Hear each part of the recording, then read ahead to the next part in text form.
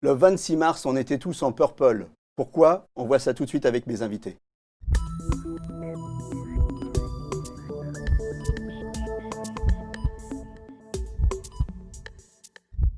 Alors avec moi sur le plateau de Capital Santé, Emmanuelle Rouberti, vous êtes directrice générale de la FFRE, c'est la Fondation française pour la recherche sur l'épilepsie. Le professeur Sophie Dupont, vous êtes neurologue à la Pitié-Salpêtrière. Vous êtes l'auteur de 100 questions-réponses sur l'épilepsie. On va poser quelques-unes des questions qui sont dans l'ouvrage plus tard. Et puis Nicolas Fer, donc, qui a très gentiment accepté de venir témoigner sur le plateau. Donc Nicolas, on va commencer avec vous. Vous avez découvert votre épilepsie à l'âge de 14 ans, c'est ça? Ouais, alors pour moi, tout a commencé, c'était il y a une dizaine d'années maintenant. Je me suis retrouvé, j'étais en Angleterre, donc j'étais totalement perdu parce que je me suis, pour moi, une personne normale et une personne, comme on dit, bizarre, parce que vous vous retrouvez allongé par en terre. Angleterre, c'était un voyage scolaire, c'est ça? C'est ça, exactement. Voilà. Et tout d'un coup, pendant ce voyage scolaire, vous avez fait votre première crise d'épilepsie. C'est ça, donc je sais absolument pas ce qui m'est arrivé. Le seul souvenir que j'ai, c'est que je me suis allongé sur le sol, le camion de pompiers, et me retrouver à l'hôpital. Et donc c'est là où vous dites que j'étais avant une personne normale, et puis d'un coup je suis devenu une personne bizarre. Bizarre aux yeux des autres, c'est ça? Bizarre aux yeux des autres, parce que déjà vous ne comprenez pas ce qui vous arrive. Tout de suite, même quand vous ne savez pas que c'est une crise, le regard des personnes va changer. Donc totalement perdu. Et après, quand j'étais aussi à l'hôpital, j'ai entendu des mots qui ont fait que ça m'a fait penser à ça aussi. Alors en plus, c'était en Angleterre, donc Voilà. à 14 ans, on ne parle pas forcément super bien l'anglais. Comment vous avez réalisé que c'était l'épilepsie en fait?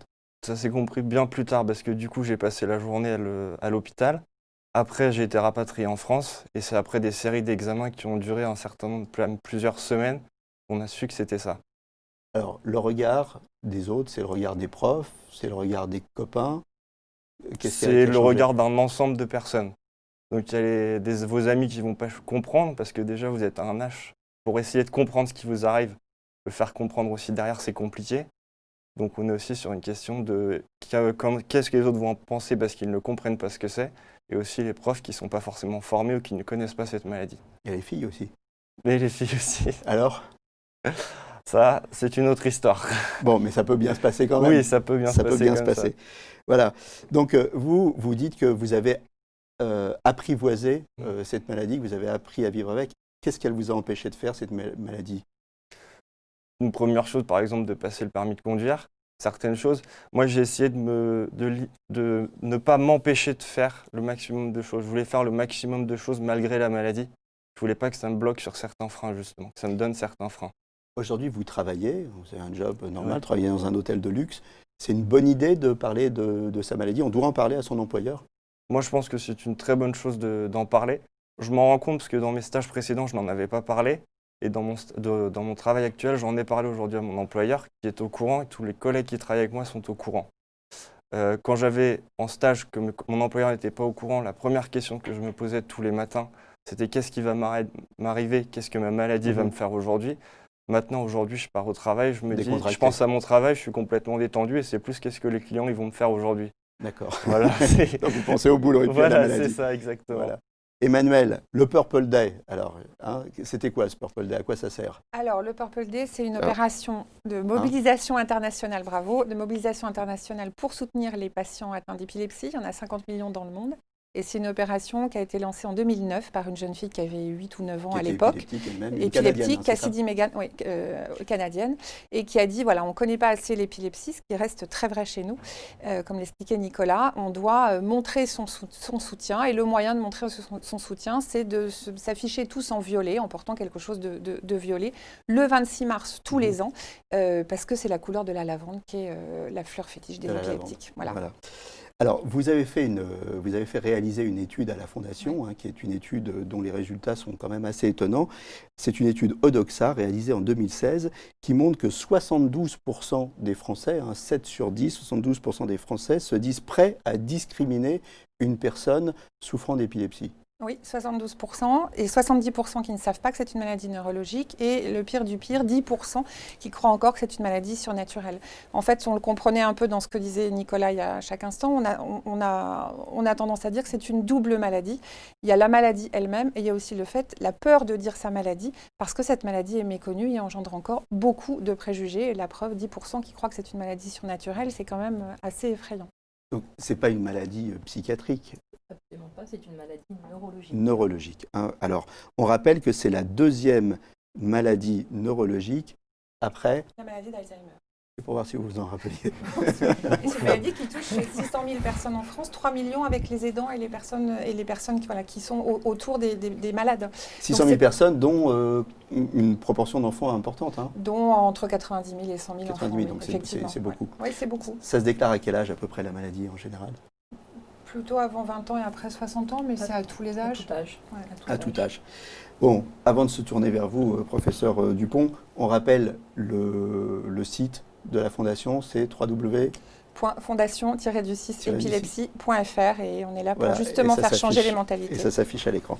Alors, professeur Sophie Dupont, d'un point de vue médical, pour tous ceux qui nous regardent, qui ne connaissent pas cette maladie, l'épilepsie, qu'est-ce que c'est? C'est une maladie très diverse, neurologique, on ne le dira jamais assez, qui est la traduction d'un dysfonctionnement des cellules du cerveau qu'on appelle les neurones et qui peut avoir plein de présentations cliniques très différentes. Ce n'est pas juste la crise convulsive comme on l'imagine, ça peut être un trouble de la parole, un fourmillement, une petite secousse de la main, une sensation bizarre de déjà vu, déjà vécu. En informatique, on dirait c'est un bug. C'est un petit bug, mais ça heureusement dure, temporaire. Voilà, c'est une crise. crise. Ça dure 2 minutes, 2 minutes au maximum. D'accord, ok. Les traitements aujourd'hui, il y a 3 familles de traitements, c'est ça? Il y a les médicaments qui réussissent à stabiliser à peu près 70% des patients épileptiques.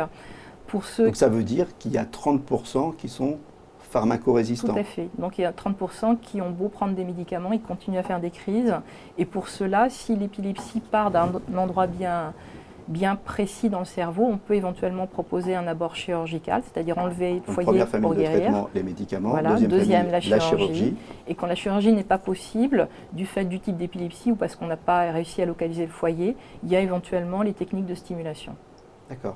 La chirurgie, ça consiste en quoi? La chirurgie, ça consiste à enlever le foyer d'où partent les crises dans le cerveau. C'est vraiment, on enlève un petit bout de cerveau. C'est une chirurgie très très fine, très précise. C'est une chirurgie très précise et très sophistiquée. D'accord. Aujourd'hui, est-ce qu'on sait soigner l'épilepsie ou est-ce qu'on sait simplement traiter les manifestations de l'épilepsie? Aujourd'hui, on sait soigner les crises, mais on ne sait pas guérir l'épilepsie, sauf éventuellement en cas de chirurgie. D'accord. Et là, en cas de chirurgie, on la guérit totalement? Pas toujours. Malheureusement, il y a des cas d'échec à la chirurgie ou des cas de récidive de crise des années après chirurgie. Alors, dans votre petit bouquin, là, qui est super bien fait, moi j'ai trouvé passionnant, 100 questions-réponses pour mieux comprendre l'épilepsie, c'est pour tous ceux qui ne connaissent pas cette maladie, il faut vraiment lire ça. Vous avez fait tout un chapitre sur les règles de vie d'un épileptique. Alors, on va scanner ça vite fait ensemble. Alors, je suis épileptique, est-ce que je peux boire de l'alcool? Modérément. Modérément. Modérément, Nico? Oui, bien sûr. Modérément. Est-ce que je peux boire du café? Là encore, la même réponse, pas d'interdit, mais là encore modéré. Modérément. Voilà. Fumer? Alors le tabac n'a aucun impact. Cannabis. Je ne vous dirais pas oui pour vos poumons, mais pour l'épilepsie, vous pouvez. Oui. Cannabis? Cannabis, alors vous savez qu'il y a des... Il y a des traitements aux États-Unis. Il y a des médicaments dérivés du cannabis qui arrivent. On appelle ça des cannabis thérapeutiques, c'est voilà, ça? Alors oui, il y a même des médicaments cannabinoïdes. De façon, alors ça ne veut pas dire qu'il faut forcément fumer du cannabis pour essayer de guérir son épilepsie, parce qu'il peut y avoir aussi des effets secondaires, et notamment beaucoup de fatigue, qui à ce moment-là peuvent amener à des crises. Mais en tout cas, il n'y a pas là encore de raison... Pas une contre-indication formelle. De contre-indiquer. Sortir en boîte de nuit, j'ai vu ça dans votre livre. Pourquoi on n'aurait pas le droit de sortir en boîte de nuit? Alors ça dépend de l'épilepsie. Pour ceux qui ont une épilepsie dite photosensible, c'est-à-dire sensible aux stimulations intermittentes de lumière, il y a des thromboscopes dans les boîtes de nuit. Et du coup, ça peut être embêtant. Et puis des fois, boîte de nuit égale privation de sommeil, égale prise d'alcool, plus le thromboscope, ça peut faire beaucoup. Oui. Mais là encore, ce n'est pas un interdit. C'est pas un interdit, mais il faut être prudent. Il faut être prudent. Jouer, travailler sur un ordi? Pas de souci. Pas de souci. Faire du sport? Vous faisiez du rugby? Oui, je fais du rugby, je fais toujours autant de sport. Je pense que c'est quelque chose justement aussi. Il y en a beaucoup qui disent que ça fait peur de faire du sport, parce qu'ils ont toujours peur de faire une crise pendant le sport. Mais je me suis rendu compte que moi, ça m'aidait aussi à faire du sport, que c'est aussi quelque chose qui m'aidait pour D'accord, vaincre aussi un petit peu l'épilepsie. d'accord. Parce que finalement, c'est une chose qui vous fatigue, mais ça vous permet aussi de mieux dormir, de mieux vous reposer aussi. Conduire, vous disiez tout à l'heure, je n'ai pas passé mon permis, mais on Alors, peut La conduite passer son permis est quand on est autorisée épileptique. quand on a une épilepsie qui est bien stabilisée depuis au moins 1 an. D'accord. Alors, c'est un certificat du médecin, c'est ça? Alors non, il y a une commission qu'on appelle la commission préfectorale du permis de conduire qui n'est pas valable que pour l'épilepsie. Hein, et il faut donc aller voir un médecin agréé qui lui seul sera autorisé à établir le certificat. 2 dernières questions. Les précautions particulières à prendre à domicile? Ben, je dirais pas de bain, des douches, ne jamais s'enfermer dans une salle ou une pièce tout seul. Avoir éventuellement un système de téléalarme quand on vit seul pour D'accord. pouvoir déclencher. Surveillance de nuit, il en faut une ou pas? Ça dépend du type d'épilepsie. Pour des patients qui font énormément de crises la nuit, ça peut être recommandé. Sinon, non, parce que c'est quand même une intrusion à la vie intime et à la vie privée. Est-ce qu'on sent venir une crise d'épilepsie? Pour ma part, je ne le sens absolument pas du tout venir une crise. Ça peut m'arriver à n'importe quel moment. J'ai jamais senti qu'une crise allait m'arriver en tout cas. C'est comme ça, d'un coup. Ouais, exactement. C'est pareil pour tous les malades? Non, ça dépend en fait du type d'épilepsie. Il y a des formes d'épilepsie où la crise débute alors que le patient est encore conscient, donc il peut décrire ses symptômes. Et ensuite, derrière, il y aura ou pas une perte de conscience. Il nous reste 2 minutes. Qu'est-ce qu'on doit faire quand on a une crise d'épilepsie? Qu'est-ce qu'on doit faire du point de vue du malade et du point de vue du spectateur? Si c'est une crise convulsive, c'est-à-dire on perd connaissance, il y a des convulsions, on va juste attendre que les convulsions aient cessé, on met sur le côté en position latérale de sécurité et surtout on n'introduit rien dans la bouche. Donc ça, c'est ce qu'on ne doit pas faire. Je sais que, Emmanuel, faire vous des insistez idées souvent reçues. sur ce Oui. qu'on ne doit pas faire. Oui, parce qu'en général, ce que les gens connaissent de l'épilepsie, c'est la crise généralisée et le risque d'avaler sa langue, ce qui est faux. Donc, voilà, on ne le dira jamais assez. C'est héréditaire, l'épilepsie? Dans la plupart des cas, non. Ok. La grossesse?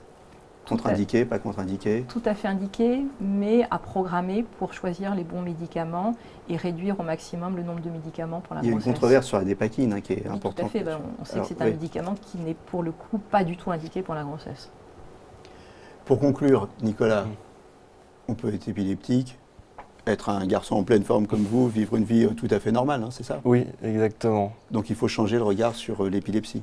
Exactement. Et que les médias nous entendent. Merci de nous avoir invités, puisque c'est un gros problème quand même que l'on a. On n'arrive pas à ce que les médias parlent de l'épilepsie. Eh bien, il faut Merci. se mettre en purple, on va tous se mettre en purple, Exactement. on va parler de l'épilepsie. Voilà, merci à tous d'être venus. Je rappelle le site de la Fondation, donc www.fondation-epilepsie.fr. L'ouvrage de Sophie Dupont, 100 questions-réponses sur l'épilepsie. Merci à Nicolas pour son témoignage, hein, merci d'être venu. Voilà, à bientôt pour un nouveau numéro de Capital Santé, je vais y arriver, et d'ici là, portez-vous bien.